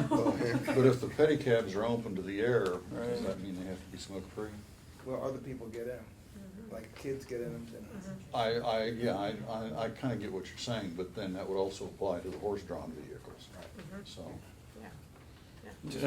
I agree. As a homework item, I guess we need to go back and look at whether we address cabs first. Well, and I can look and see if that's something that we need to clarify more. I know we spoke to drugs and alcohol, but you know, maybe that's worth looking at to stay consistent throughout the city regarding smoking. I think one of the things that the stakeholder group kind of taught us too is that there's a really fine balance on some of these new things, on how many rules to have where you make it so prohibitive nobody's ever gonna come do this stuff, to making it prohibited enough that all these uses play nice together, and that there's an actual reasonable way in which we can enforce this stuff, because I'm not a huge fan either of creating stuff that we can't possibly enforce. So I think that's one of the things that you'll see in this code too, is trying to find that balance. Okay, temporary sidewalk dining and merchandise areas. So this got renamed just in the last couple of days. We're trying to make a distinction between permanent sidewalk dining and temporary dining. So if you're gonna be like Seraphim and you've got some little tables out there and people are just coming out, eating their stuff, and at the end of the day, you pack up those tables and put them inside, that is temporary sidewalk dining. There's no alcohol involved, there's none of the things that make it all the parameters that come with permanent sidewalk dining, such as railings and things like that. So this new temporary sidewalk dining will, one, really clarify the difference between those two types of dining, so they don't get lumped together. And two, will create these merchandise areas. This is completely new, and it's meant to be kind of the bookend to sidewalk dining. For a long time, we've had spaces allocated to dining, but not for merchandise, and you would have to go and have a whole, sidewalk sale or something like that to be able to do this. You could have a couple flower pots, maybe a sandwich board sign, but not actually be able to merchandise some of this space. And when we looked at dynamic downtowns, this was a really common feature. So it's heavily location-based. It's basically meant to be immediately adjacent to the front of your store, but there are some exceptions in here that we've looked at, just like with sidewalk dining as some examples of being able to extend your space if you get written permission from the other building owner. There's also some specifications for plaza. So let's say Tyler over at Seraphim has decided, you know what, I want to do permanent dining. I'm going to serve really cool beers along with my amazing breads and sandwiches. I need to do this. Well, we can, well, that might not be a good example. That gets into alcohol. So, I'm trying to think of somebody who's got merchandise off the side. Tammy, you know. Yeah, Ad Astra's a good one too. So, what they can do is they can extend some of those pieces, and then if you're in one of the plazas or kind of the parklet, which is over by Tammy's space, is it talks about if you aren't immediately adjacent to that, how that space can kind of float, because sometimes it doesn't make sense to have it right in front of the store. There's also exceptions for planters and other kind of landscaping features that you may need to work around. And then there's quite a bit of specification there about dining versus merchandise. And again, there's a big difference between selling food and people are consuming it in that space versus maybe you have gourmet crackers and whatnot out for sale. I mean, those things, those dry goods can be bought and purchased, but people aren't staying there and eat, and that's kind of one of those different features. It's also, we kind of jokingly as a stakeholder committee call it the bubble, because it's meant to be kind of this bubble in which the merchandise or the retailers can really activate, whether it's through a performer or just through art, through a variety of different things. So they can sell things from there, but they also can kind of activate that space and have it really represent their shop and keep this, essentially keep that energy on the sidewalks and on the streets. I might mention 3 to 4 years ago when OHH first was doing the downtown concept development, one of their lead designers, Ken Boone, talked about the importance of it doesn't matter what you do to this space or how pretty it is. If you don't activate it, if you don't program for it, then it's not going to matter. And so this merchandising area, extending this idea of taking the life of what's happening inside the building outside, not just for artist performances and other things, but for the merchants to be able to engage with the public in a more visible and active way, whether that's putting some temporary sign or banner up or a welcoming or a signboard or something else in that bubble. There's a lot of ways to activate that bubble that would let somebody driving by or coming to a tournament know that it's alive and that it's welcoming. And so this really creates that that beginning of adding some energy to the outsides of our buildings. So wine and cheese tasting in front of a clothing store wouldn't work then? The wine would have to be inside Inside. the store. Yeah. Well, we talked about at Halloween, they had kind of the Halloween trick-or-treating downtown, and we saw like Ad Astra had cider and stuff out there. That's really all part of a special event, so then those things get permitted differently. So if everybody's gonna be serving food outside their shops, then that's really under a special event permit. That's not under your merchandise area. So what about things like what they used to call sidewalk sales? I mean, it might be a coordinated event, or it might be single businesses who would want to move merchandise outside for a period of time. So you can move, Is that what this is supposed to cover, the merchandise area? so when we talked about what a sidewalk sale is, I mean, traditionally it's been where you closed off the street, you took over the street and had this big sale. That's a special event. But if Okay. you want to have your bubble and every day take out a rack with some really pretty sweaters, a basket with some socks, whatever that is, it doesn't have to spill that whole space, but you have the bubble to work in, Okay. then yes, you can do that. But it needs to be temporary, as in pulled in when your store is Right, open, okay. pulled in at night. So nothing should be staying out there overnight. And leaving a set area for pedestrians to pass. Correct. A 6-foot clearance at all times, regardless of whether there's a sculpture to a pedestal or a tree or something else. You've got to work around what's there, so. Particularly for the merchandise areas, a site plan is required, a very simple one, but it gives us an opportunity to make sure the merchant and the city are kind of on the same page about what's permanently there and how that space is working out, so we always maintain that 6 feet of walking area. That 6 feet is a number based on the width of our sidewalk plus ADA compliance, and you'll see that number consistently run through all the code, pretty much no matter what you're doing. If you've set it down and you don't have 6 feet of movable space, then we've got problems. The other thing that this takes into account is that Robbie's Cheesecake can't do a temporary setup for spaghetti to go. Yeah. You know, he can't offer something that's inconsistent with what the licensed building or the retail building is, that it needs to be an extension of that business, not something that potentially would compete or not be recognized under what their primary form of work is. It's essentially an extension of your store. Yeah. The same way that you can't do an outdoor, like sidewalk cafe and sell a totally different product, you can't sell a totally different product in your outdoor merchandise area. We also talked with Nancy about insurance for that they're building insurance that they can have that extend out into that space. So that's something we talked about with the merchants, that it's not like a whole new policy they have to get, they just need to extend that space, which jives with kind of that concept. It's just an expansion of the existing business.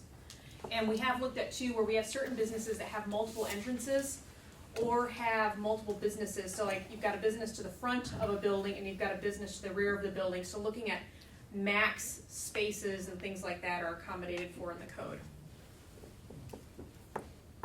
Any questions or additional thoughts on sidewalk merchandise areas or temporary dining? And there's no requirements as far as notification to anybody. You can just do it whenever you want to. Correct, so all of these So are you meant can to be just- licensed right. for a year at a time. Okay.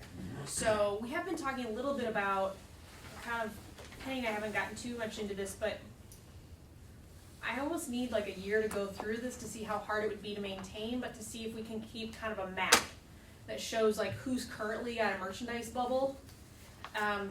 We could probably do that in Llama, which is our permitting software for that kind of thing, just to be able to know like how much of our downtown has these merchandise bubbles, how they're being used, things like that. And some of that's part of successful implementation. The stakeholder committee has volunteered to, following adoption, to meet at 6 months, 12 months, and even again after that, after another certain increment, to see how things are going, to provide feedback. I'm just thinking from an SDI standpoint, it'd be advantageous for everybody to sign an agreement January 1 for 12 months, and if they used it, fine. If they didn't use it, fine. Well, all of them will have permits. I mean, if you want to use that merchandise area, it requires a site plan, a description, an application, and a fee, or is that a non-fee? If you're already an SDI member, you wouldn't have to pay a fee. Okay. Correct.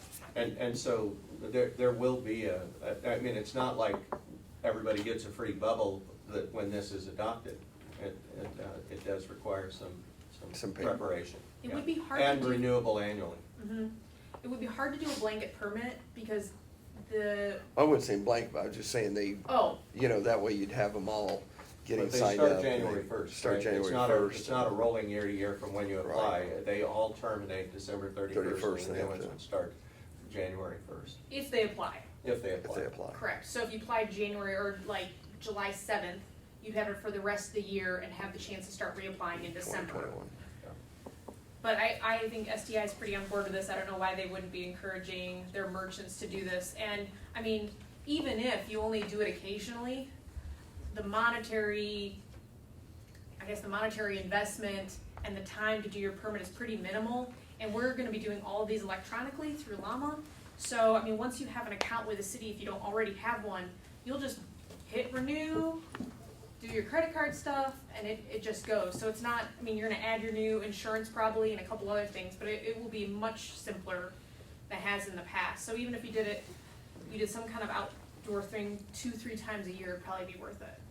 Oh, and then also, and we're gonna probably get to this when Lauren gets into the special events in another week or two, but as a for instance, you may have an outdoor bubble license, or permit, but if there's a parade or something that would be deemed as a special event for that area that would deem to be a staging hazard or enough room to get the, people for the Tri-Rivers Fair, there may have to be a decision that, sorry, the bubbles aren't activated today because of the special event. The special event would take precedence and would need to be coordinated through SDI or the permit holder on what was allowed and not, so.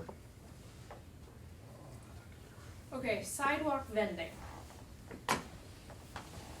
So this is primarily about the carts.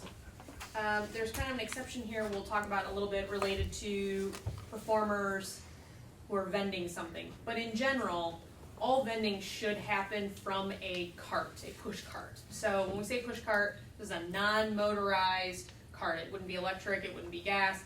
It is a good old-fashioned cart you push. We recognize that there are 3 kinds of push carts. There's there's a food cart, there's a merchandise cart, and then we have art carts. So if you have interactive activities or something you're trying to display, that those are all reasonable types of carts. Primarily their operation window is 7 a.m. to 2 a.m. Where they differ from food trucks is one, their size and scale, and they're sidewalk focused primarily. So the food trucks can kind of be off in the distance in a parking lot and things like that, but a push cart can really realistically be right in front of a business. They're a much smaller scale, they can be in the plazas. So the other thing as far as operation we looked at is conflicting uses. If music is happening, or I shouldn't say music, if you've got an outdoor dining area and you've got a hot dog cart, you probably shouldn't be parked right outside of that. You shouldn't be blocking somebody's door to their shop. If there's a special event going on in a plaza, you're not in there. There's several different things going on regarding those conflicting uses. And then we also talk specifically about equipment, such as the size and materials. Because of the size and it being on the sidewalk, it needs to be sturdy, it needs to be able to be movable, all those types of things, and be able to be safe. It has a brake that can be set. It's not falling apart. There's design standards and identification of the merchant and phone number and contact things, so if somebody was misbehaving, there would be a way of being able to figure out who they are or identify who they are. And things like maximum height as well, so if you've got umbrellas and things like that, that you've got features which the cart doesn't end up getting blown down the street thanks to Kansas winds and several things like that. 2 questions. Is the cart required to stay in one place, or so if I had a hot dog cart, could I push it down the street and stop whenever somebody wanted a hot dog and sell it off the cart? The answer is yes, but when you stop, you need to be aware of what's going on around you. So if while you've stopped, you're in front of the fire hydrant, Sure. you can't stop there. Okay. You're gonna have to push on a little bit farther. Usually, most of these, you just kind of got to be aware of your surroundings. You can't be blocking a door. You can't be in the middle of like a crosswalk at an intersection, things like that. You still have to have 6 foot of walking around it, so they can't be in the middle of the sidewalk. They have to be off to one side or the other then. A lot of, when we talk to the push cart people, they're looking to have a spot because you want people to kind of see where you're at and they tend to come to you. If you're moving from one place to another because that one got cold and somebody stops you, you want to be able to stop and sell a hot dog or whatever. But in general, once they stop, they're kind of there for a bit of time. There's quite a few available spaces. When you look at the redesign of the streetscape, they've done a nice job of creating those areas to infuse with that kind of activity. So the mid-blocks and the street corners all have wider areas. Some of the bench seating area that's in the mid-blocks or that split the mid-block from the corners have some bump out areas, and then the areas in between the planters, sculpture pedestals, and other things. And I know also that, create they some- know that's the yeah. problem. It's the, Well, we the have guidelines, that, the guidelines so, have those kinds of, okay. if, they'll require to read, you know, to. They fill out to their kind of- application, they yeah. should get this Right, guy. and then So- then we'll just have to enforce that if they're Right. not abiding by it, okay? Well, I think you're kind of right along with us. One of the things that we're working on, and I'm hoping it will probably be like our third study session, is we've taken these guidelines and we're working with a graphic designer to try and get basically a mini site plan for each one of these. Yeah. That includes a fire hydrant, an entrance, all those kind of critical features that we talk about in here that you can't block. So from a visual perspective, you can start to kind of see how all that works together as kind of an informational tool. It's like, yeah, here's the code, but here's kind of the quick read as a reference guide. Yeah. 'Cause they all kind of need that. We've got about Second- 5 minutes. Second part to my question, I'm gonna have to give an example, but back in the day when I was working for a service club, belonged to a service club, not in Salina, we had basically a food trailer at a community celebration, you know, lined the streets, there was a big parade, you know, probably 25,000 people lining the street. Well, we discovered what we could do is we could fill wooden Pepsi cases full of soft drinks and walk up and down the street selling them, and made a lot of money doing it. Is that permitted? No. Hard no. Okay. No, I mean, that's specifically the stakeholders said that they did not want, I mean, one of the things when we looked at picture after picture of different communities and different Okay. kinds of sidewalk vending, rolling out a blanket, laying out purses, Setting up a jewelry, card yeah, tables. yeah, Okay. yeah. That was a very unified This, no from that group. it had to be 6 feet of clearance on all sides of the push. That means you'd have to have a 14-foot sidewalk. Assuming the cart takes up 2 feet or 3 feet. Didn't have to be. Does that mean you can push it past blue sky and just keep going, or do you have to have that Well, on if you have to have all- 6 feet on all 4 sides, it makes for a real No, wide. that's, Yeah, I'm not sure the intent was 6 feet No, on both I sides. don't think it's on, well, and if it says that, I don't think that was Yep, the that's a intent. really The good intent was point. a 6-foot pathway Right. at all times, and not on all sides, so. okay, I got it's that just- noted, good yeah. catch. No, Well, no, thank you, no I Pepsi could see, you So- know, But there is an exception to this. So when we worked with the art and performance community, we learned a lot about street performers and First Amendment rights. And so there's a lot of discussion both with the artists and with legal staff about what our street performance criteria could look like. But one of the requests from the performers was, hey, if I've got my guitar case and I wanna be able to sell some CDs, that's a lot different than like pulling out a merchandise wall of t-shirts and all these other things. Like, where is that balance? So there is an exception within sidewalk vending for performance vendors to be able to sell in a very contained space that minimal product as part of their busking. They do need to get a permit for that. If you are just gonna throw your hat out, play your guitar, write a poem, whatever, that does not require a permit. So we are not prohibiting that type of activity at all. There's some minimum criteria for safety and placement for street performers, just so that they're not blocking things, and clarifying the difference between street performance and panhandling. But really, I think one of the advantages is it really starts to outline the rights of performers within downtown, so that they know proactively that this is allowed, how they can do those activities, and if they want to take it to that next step, sell some CDs or whatever, that there is a niche for that, but it does require a small permit. I know we're out of time. I was pretty close. I totally need my third study session, Mike. I knew that up for about slide 3. Okay, it's 3:45, it's time for public forum. Do we have anybody here that would like to bring something to the commission? Okay, if not, you want 5 more minutes? I can keep going. 5 more? yeah, Okay, yeah. how about 5? 10, yeah. Yeah, give you 5. Well, let's talk application and permitting. This is the stuff I live for. Such an exciting person. It is. I think this is a very helpful section because there's nothing more frustrating than having to go all over the place and look for these kinds of different requirements. So we set this up so it's really simple, and like I said, we're gonna like do this electronically. So even from a distance, for renewals and things like that, you should be able to do this and be able to pay online. And then each use has their additional material that needs to be submitted. And so that allows us to have some customization where you may need licenses, like food sale licenses, things like that. Different types of insurances, site plans can all be attached, and those are customizable. So if we find a year from now that pedicabs really should also supply, I don't know, a physical, their doctor signed off on a physical because we had somebody get sick while pedicabbing because they weren't healthy enough to do that.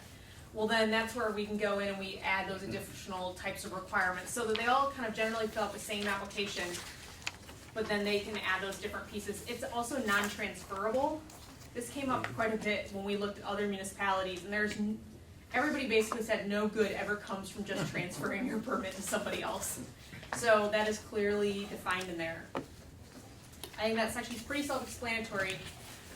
And then we get into suspension, revocation, and enforcement. This is what, nobody likes this part, but I'll tell you as somebody who has to enforce these things, it's really important for this stuff to be clear. And our typical method on suspension, revocation, or I should say just on enforcement is we try to get there through communication and understanding, because lots of things like this can get confusing to people, and we hope that they can understand. But most people, if you let them know, hey, actually this is how this goes, they'll fix it. But there are those cases that it's just not happening, and we need to take steps. And I think one of the things the stakeholder group made pretty clear is this is a tight space, we all have to play nice in the sandbox together, and if you can't do that, then there has to be some method in which this becomes enforced. And we have this for contractor licenses, taxi cab drivers. I mean, it occurs routinely in the organization. And my hope on this was to not be too vague.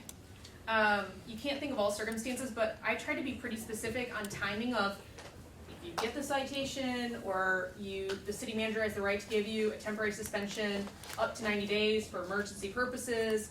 But it's really clear as a business owner, 15 days, 30 days, another 15, when you're gonna get these responses. So I think it's important not to leave people in a lurch, even if we have differences on maybe how they're following the law.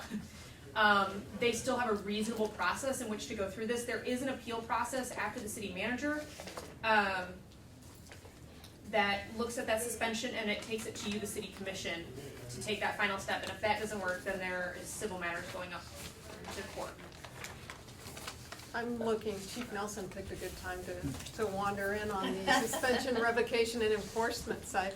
So how will we be bringing, because we determined that a lot of times just because you don't know who to call, you may be calling law enforcement first if you see something. How are we gonna bring the police, get everybody on the same page in terms of what our ordinance mean and what the enforcement looks like, especially our law enforcement? So I can tell you Deputy Chief Morton has been on the stakeholder committee the whole time. Good deal. I just talked with him the other day. We've met with PD to talk about new race routes for special events and several other safety concerns related to parking. And then Sean Morton and I were just talking about the alcohol code, and that once we kind of get through these of 2 meetings with basically chiefs, folks down there kind of talking about implementation and things like that, but PD's had influence the whole time. Several of these things, particularly on special events, have been enforced for a long time, but they weren't really specific. They were under wow, my mind's drawing a blank. This is what happens when you talk for 2 hours. Just ruckus behavior, walking around with open containers, things like that, but they've been associated with other activities like busking and things like that. It's trying to kind of break all those pieces out. And so this actually makes it a lot clearer to enforce a lot of these things. So if I could throw 2 things in, one related to this and one unrelated, I can be real quick about it. With respect to smoking, I looked it up while we were talking, and we prohibit smoking in enclosed public spaces. And there is and then there's a laundry list of locations, and taxi cabs are one of them. But the definition of an enclosed public space is 4 walls, a roof, and a ceiling. And so, so that's the presumption there. it's a bit of a stretch to get to a taxi cab in the first place, but I don't think the current code would apply to a pedicab. And then completely unrelated to this, I was gonna throw it in another business, but I'll do it now. I believe county staff gave this county commission an update on the status of the emergency radio communication system project, and bids have been solicited, received, opened, reviewed by our technical consultants, reviewed by a select group of staff of city and county. They've compared notes, their conclusions or their initial observations about the bids are all kind of synchronizing amongst the consultant and staff. And the next step is oral interviews with staff and the technical consultants conducting those. So once they get through the oral interviews, they'll get clarification on technical issues, pricing issues, and then we'll start having some strategic conversations about next steps and recommendations. But I don't want you to be too far behind in terms of what the county commission was apprised of, but that's where it stands at the moment. If you have any exact notes on your drafts or anything like that, staff would really appreciate it if you share those with us, and we can kind of start to work through those and figure out how to address them. So thank you for your time and feedback. Thank you. See you next week, right? Yeah, same bat time.